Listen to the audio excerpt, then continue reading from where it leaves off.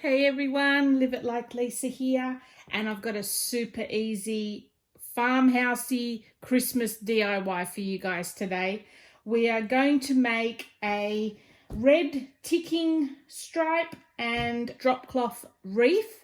This is going to be going in my bedroom, and we're also going to make a couple of little decorations to go on the wreath as well. So this can't get any easier. You can even get your little kids to help, and maybe they can even do one of their own.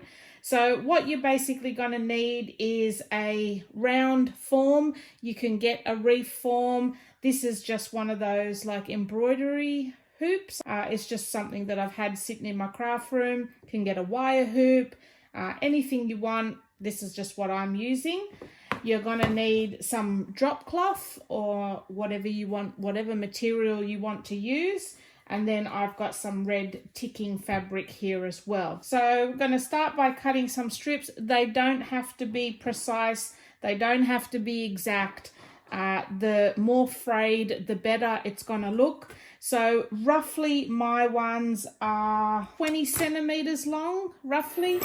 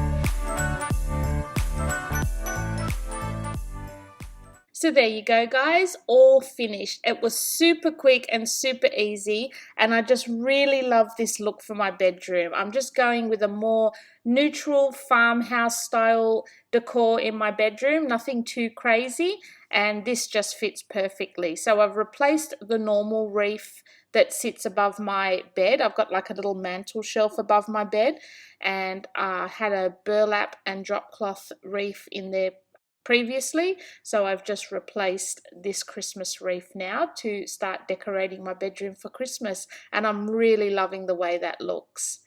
It's just subtle but definitely Christmassy. Well, I hope you enjoyed this video, guys, and if you did, make sure you subscribe to my channel, and I will see you in my next video. Thanks for watching.